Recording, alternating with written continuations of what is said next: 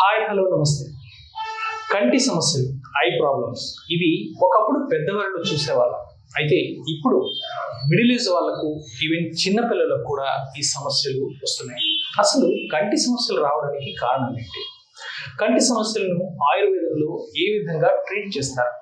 వీటి నుంచి ఓవర్కమ్ చేసేందుకు ఎటువంటి విధానాలు అనేవి ఉన్నాయనే అంశాలను అడిగి తెలుసుకుందాం. మనతో పాటు ఉన్నారు ఆయుర్వేద వైద్య నిపుణులు రఘునాథ్ రెడ్డి గారు. సార్ నమస్తే అండి. నమస్తే అండి. సార్, కంటి సమస్యలు అనేవి సర్వసాధారణం అయిపోయాయి, ఇప్పుడు అందరినీ వేధిస్తున్నాయని చెప్పాలి. అసలు ఈ కంటి సమస్యలు రావడానికి కారణాలు ఏమిటి? లోపభూయిష్టమైన ఆహారం ఫస్ట్ కంటి సమస్యలు రావటానికి మనకు అవసరమైన న్యూట్రియన్స్ అన్ని లేకుండా ఉండేటువంటి ఆహారం. రెండవది కంటికి రెస్ట్ ఇవ్వకపోవడం. మొబైల్ ఫోన్లు, ల్యాప్టాప్లు, సిస్టమ్స్ ఇవి బాగా టెక్నాలజీ అభివృద్ధి చెందిన తర్వాత కళ్ళకి ఎక్కువగా స్ట్రెయిన్ ఇస్తున్నాము, సరిపడినంత రెస్ట్ ఇవ్వటం లేదు. ఆ స్ట్రెయిన్ తట్టుకునే స్థాయిలో కళ్ళకి న్యూట్రిటివ్ సప్లిమెంట్స్ కూడా ఇవ్వటం లేదు. అందువల్ల ఇటువంటి పరిస్థితి వస్తుంది. ఈ కంటి సమస్యలు వయస్సు సంబంధం లేకుండా వస్తున్నాయి. ఎందుకోసము?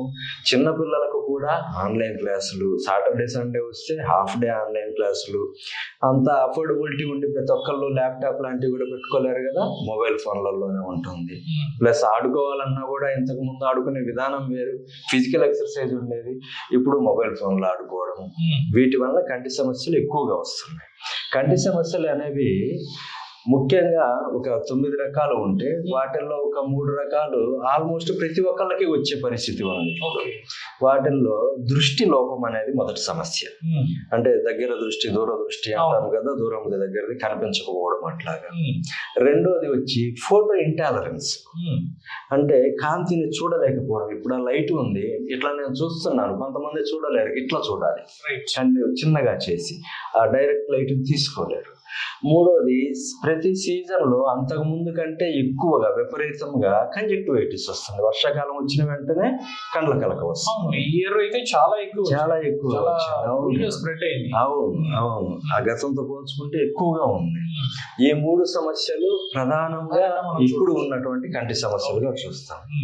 వీటికి సంబంధించి కంటి దృష్టిలో వచ్చేటువంటి లోపం, సైట్ లో వచ్చేటువంటి లోపాన్ని నివారించాలంటే కంటికి చిన్న ఎక్సర్సైజులు ఉంటాయి, అవి చేయడము. వాటితో పాటుగా కంటికి అవసరమైన విటమిన్ ఏ అందించాలి. ఇప్పుడు ఆయుర్వేద ప్రకారం పొన్నగంటి ఆకు అని ఒకటి ఉంటుంది. ఆ ఆకుకూరని డైలీ తిన్నట్లయితే పప్పులో వండుకొని తినవచ్చు, వేరే కూరల్లో వండొచ్చు, దానిని ఫ్రై లాగానో కూరలాగానో వండుకొని తినొచ్చు. దాదాపుగా కనీసం 50 నుంచి 100 గ్రాములు ఆకుకూర ఒక కుటుంబ సభ్యులు ప్రతిరోజు తింటూ ఉన్నట్లయితే కంటి దృష్టికి సంబంధించినటువంటి సమస్యల నుంచి దూరంగా ఉండగలరు. రాకుండా జాగ్రత్త పడవచ్చు. పొన్నగంటి కంటి దృష్టి సమస్య వచ్చిన తర్వాత కూడా తీసుకుంటున్నట్లయితే అది కొంతగా తగ్గుతుంది, పూర్తిగా నయం కాదు కానీ తగ్గుతుంది. ఆ సైట్ నెంబర్ అనేది తగ్గుతుంది అట్లా. ఇక రెండోది ఫోటో ఇంటాలరెన్స్, కాంతిని డైరెక్ట్ గా చూడలేకపోవడం. ఇది యూజువల్ గా ఎక్కువగా మొబైల్ ఫోన్లు, సిస్టమ్స్ యూజ్ చేసే వాళ్ళకి వస్తుంది. సాఫ్ట్వేర్ ప్రొఫెషనల్స్ 90% ఈ కేటగిరీలోకి వస్తాం. ఫోటో ఇంటాలరెన్స్ వచ్చేస్తుంది వాళ్ళకి ఇతరత్ర వెన్ను సమస్యలు లాంటివి కూడా వస్తాయి, కానీ ఫోటో ఇంటాలరెన్స్ ఎక్కువగా ఉంటుంది వాళ్ళకి ఒకటి. మూడోది హైజీన్ మెయింటైన్ చేయటం లేదు ఇప్పుడు, అందుకోసమని కంజక్టివైటిస్, కళ్ళ కలక అందరికీ రావడం మొదలు పెడుతుంది. ఈ కళ్ళ కలక లాంటివి రాకుండా ఉండాలి అంటే పచ్చకర్పూరం కొద్దిగా నీళ్ళల్లో, అంటే ఒక చిటికెడు చేతితో పచ్చకర్పూరం పొడి ఎంత తీసుకోగలమో అంత పచ్చకర్పూరాన్ని ఒక 5 ml నీళ్ళల్లో కలిపి ఒక 2 చుక్కలు ఈ కంట్లో 2 చుక్కలు ఈ కంట్లో వేసుకొని కళ్ళు మూసుకొని ఒక 30 సెకండ్ల నుంచి తర్వాత కళ్ళు తెరుస్తూ ఉంటే కళ్ళకి ఇమ్యూనిటీ, వ్యాధి నిరోధక శక్తి పెరుగుతుంది. ప్లస్ ఈ లాక్రిమల్ గ్లాండ్స్ అన్ని ఓపెన్ అయ్యి కొంచెం క్లియర్ గా ఉంటుంది. ఇక మనకు మిగిలింది ఫోటో ఇంటాలరెన్స్. ఈ ఫోటో ఇంటాలరెన్స్ తో పాటుగా ఐబాల్ మజిల్స్ కి స్ట్రెంత్ తగ్గడము, కొంతమందిలో ఇంట్రాక్యులర్ ప్రెజర్ పెరగడం, ఇటువంటి పరిస్థితులు వస్తాయి. వాటికి సంబంధించి ఆయుర్వేదిక్లో మంచి ప్రక్రియ ఒకటి ఉంది, దాన్ని అక్షితర్పణము అంటారు. అటువంటి అక్షితర్పణాన్ని ఇక్కడ ఈ ఫోటోలో చూడవచ్చు. ఇప్పుడు మనం ఒక పేషెంట్ పైన ఈ అక్షితర్పణాన్ని డెమో చేసి చూపిస్తాము. మనము ఇప్పుడు కంటికి సంబంధించినటువంటి ప్రక్రియ అక్షితర్పణము అనేటువంటి ఒక ప్రక్రియ చేస్తాము. దీని ద్వారా కంటికి సంబంధించిన ఐబాల్ మజిల్స్ స్ట్రెంథెన్ అవుతాయి, దృష్టికి సంబంధించిన లోపం కొద్దిగా సరి అవుతుంది, ఫోటో ఇంటాలరెన్స్ కూడా తగ్గుతుంది, ఇమ్యూనిటీ లెవెల్ పెరుగుతుంది. దీనికి గాను ముందుగా పేషెంట్ను ఈ విధంగా కూర్చోబెట్టడము లేదా పడుకోబెట్టడము చేయాలి.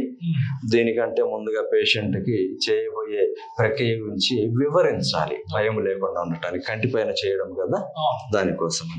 ఇలా చేసిన తర్వాత మినపపిండితోటి కళ్ళకు సంబంధించి మనం ఈ విధముగా ఒక టబ్బు లాగా తయారు చేసి కళ్ళ పైన ఈ విధంగా పెట్టవలసి ఉంటుంది. దీన్ని కళ్ళ పైన కనుబొమ్మల నుంచి బయటకి ఏమీ దొర్లిపోదు, హైట్ ఉంటుంది కాబట్టి అటు ఇబ్బంది ఏమీ లేదు. సైడ్స్ మాత్రమే కిందకి జారిపోయే అవకాశం ఉంటుంది కాబట్టి దీనిని ఇట్లా చేసిన తర్వాత నీరు తీసుకొని ఆ నీళ్ళతోటి కొద్దిగా ఈ విధంగా ప్రెస్ చేసినట్లయితే పక్కల నుంచి కారిపోకుండా సరిగా అతుక్కుంటుంది. ఈ విధంగా ముందుగా చుట్టూ గోడ తయారు చేయవలసి ఉంటుంది. ఈ విధంగా టబ్ ఫామ్ చేసిన తర్వాత త్రిఫల ఘృతం తీసుకొని దాన్ని కొద్దిగా వేడి చేసి ద్రవ రూపంలో ఈ విధంగా ఒక్కొక్క చుక్కగా పోయవలసి ఉంటుంది.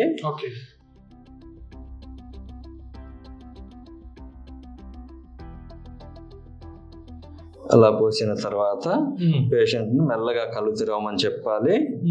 మెల్లగా కళ్ళు తెరవండి. కళ్ళు తెరిచిన తర్వాత కూడా మెల్లగా తెరవండి. తెరిచి ఓపెన్ చేసే ఉంచండి. లైట్గా మంట పుడతాయి, వెంటనే ఆగిపోతుంది మంట. ఓపెన్ చేయండి, అలాగే ఉండండి.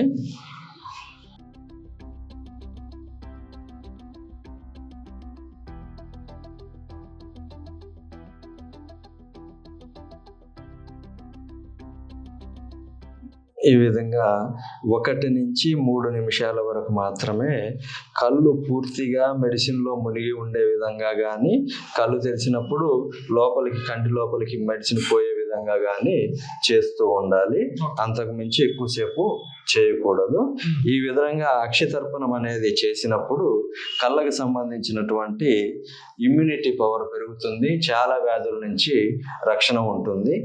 ఈ అక్షితర్పణము నేను మెడిసిన్ చదివేటప్పుడు నేను కూడా చేసుకొని ఉన్నాను. ఇప్పటి వరకు నాకు కళ్ళకు సంబంధించి ఎటువంటి ఇబ్బంది రాలేదు. ఎన్ని సిట్టింగ్స్ ఇలాంటివి చేయాల్సి వస్తుంది సార్? ఒక్కసారి సరిపోతుంది. వీళ్ళకి తీవ్రంగా ఇబ్బంది ఉన్నట్లయితే 3 రోజులు 7 రోజులు అలా చేసుకుంటూ పోవచ్చు. సో కంటికి సంబంధించి అనేక సమస్యలను నయం చేసేందుకు అక్షితర్పణం అనే చక్కని ఆయుర్వేద వైద్యాన్ని మా వ్యూవర్స్ కి పరిచయం చేసినందుకు థ్యాంక్ యూ.